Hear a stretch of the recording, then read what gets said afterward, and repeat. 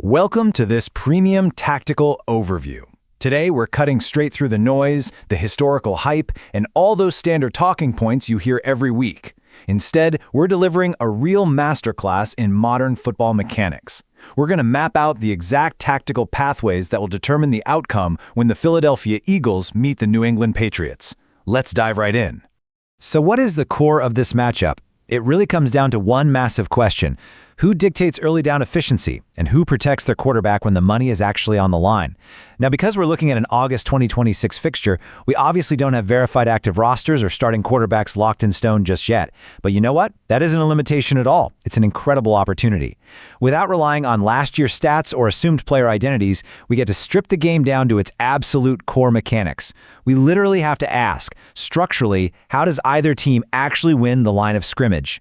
To answer that, here's our game plan. We'll kick things off with the tactical board, move into specific unit duels, zoom out for some macro analysis, set you up with live game states, and finally, deliver the verdict.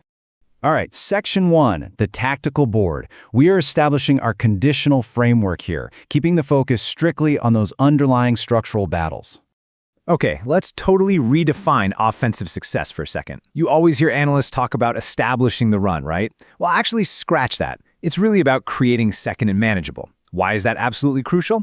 Because it keeps the entire playbook wide open and suppresses those obvious, predictable passing downs. If an offense runs a so-called run-first approach, but repeatedly leaves themselves in 2nd and 8, that's a massive drag on their efficiency, no matter how much time of possession they chew up. On the flip side, if you have a repeatable rushing edge, you win interior displacement, you force the defense to condense their run fits, and boom, suddenly play-action windows and lighter coverage around those intermediate routes blow wide open. A team can rack up massive late-game yardage and still lose the game simply because they failed this exact early down test. Moving right along to Section 2, Unit Duels. Let's get into the micro-analysis of the specific matchups that will decide the trenches and the secondary. Our first critical duel is the quarterback versus coverage and pressure.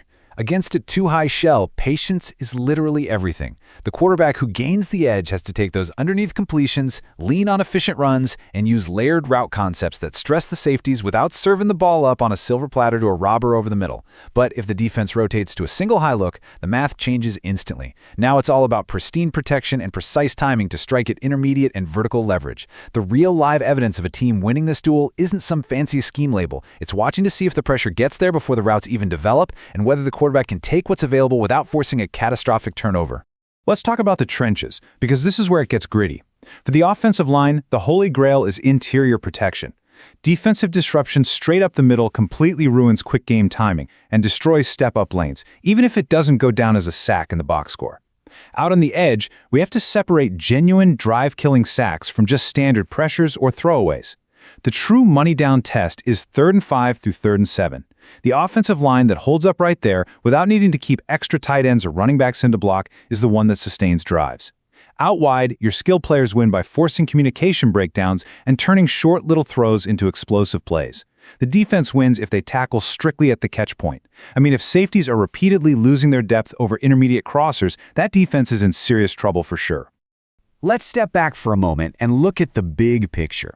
With Section 3, macro analysis, it's time to talk hidden yardage and game projections. Look, special teams and red zone execution are never just afterthoughts, especially in August, where heavy roster rotations make the offensive output incredibly volatile. Net punt outcome and starting field position can literally tilt this entire game. In a reserve-heavy matchup like this, a single blocked punt, a botched snap, or a huge kickoff return is way more decisive than a tiny difference in passing efficiency. And when a team finally does cross the 20-yard line, we are evaluating the process, not just the result. A methodical 75-yard drive that wins early downs tells us so much more about structural dominance than a quick touchdown handed to them on a short field. The team that finishes goal-to-go situations with touchdowns instead of settling for field goals, they're usually the ones walking away with the win. All right, let's talk numbers. Based on the available data framework, the model spits out a baseline score of 22 for Philadelphia and 20 for New England. Now, I need to strictly caveat this. This is a deliberately low-confidence model estimate. It's using the supplied home and away designations, applying a very modest away prior for Philly. It is absolutely not a claim that either club has firmly established a specific 2026 scoring profile, and it is definitely not evidence of a massive roster edge for the Eagles. Honestly, that 2-point margin just represents the broad pregame uncertainty before official participation is fully verified. which leads perfectly into our win probabilities. And as you can guess, it's basically a coin flip. Philadelphia sits at 51%, New England at 49%. These numbers even bake in a 6% chance of the game going to overtime, alongside a tiny fractional probability of a tie. This near 50-50 split assumes a pretty moderate scoring path. We're talking roughly 3 touchdown opportunities and a couple of field goal chances per side. But keep in mind, the second official active lists and quarterback rotations are verified, these probabilities will completely shift. So how do you actually watch and evaluate this game as it happens? That brings us to Section 4, Live Game States. Consider this your real-time viewer tracking guide. When the first quarter kicks off, do yourself a favor and ignore the pregame hype. First things first, confirm who is actually out there on the field, who's on the offensive line, which quarterback is under center. Next, zero right in on the first 2 non-garbage possessions. What you are hunting for is early down success, design run efficiency, and interior pressure. Let me tell you, 3 methodical, perfectly executed plays tell us way more about true offensive control than 1 lucky, busted coverage touchdown ever will. As the clock ticks down, we transition through these distinct phases. We move from tracking those crucial early downs in quarter 1 to evaluating the reality of an early lead in quarter 2, all the way to the absolute pressure cooker mechanics of a tied or 1-score game in quarter 4. Let's look at how those specific game states totally change the tactical requirements. Say New England jumps out to an early lead. That lead only holds up if it's supported by repeatable early down success, real field position control, and incredibly clean pass protection. If they built that margin purely on takeaway luck, it is super fragile. On the flip side, if Philadelphia leads early, the road team can only preserve that advantage if their early down runs and passes stay highly efficient. Conservative play calling that intentionally backs them in a 3rd and long is not actual clock control. And if Philly happens to fall behind, their comeback route requires clean protection and explosive access. Desperation dropbacks that lead to sacks or interceptions will kill their win probability in a heartbeat. If we hit the 4th quarter and it's a tied or 1-score game, the whole field condenses and the pressure goes through the roof. Who led at halftime means absolutely nothing now. The decisive factors become current protection quality, who is holding up against edge fatigue.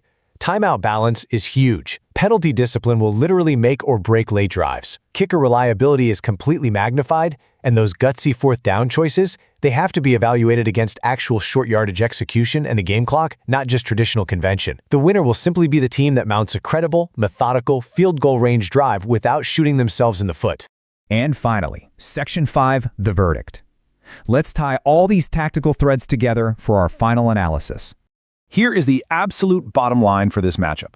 The edge goes to the team that wins first down, protects the pocket on 3rd and medium, avoids turnover-driven negative swings, and turns good field position into 7 points instead of 3. I know it sounds basic, but executing that exact sequence requires a total structural victory across the offensive line, the secondary, and special teams. A modest yardage team can easily overperform if they just control field position, limit explosive plays, and actually finish their red zone trips. That is exactly where this game is won. A quick reminder before kickoff. The probabilities and scores we discussed today are strictly model estimates based on a limited sample framework. They are not based on observed, verified 2026 team data. Normal starter usage, pace, and historical continuity shouldn't be assumed for an August fixture, so always verify official rosters and depth charts before relying on any pregame number. But as you watch those trenches and track those early downs, I want you to ask yourself this. When the pocket collapses and the script goes totally out the window, which of these teams actually has the structural discipline to survive? Enjoy the game.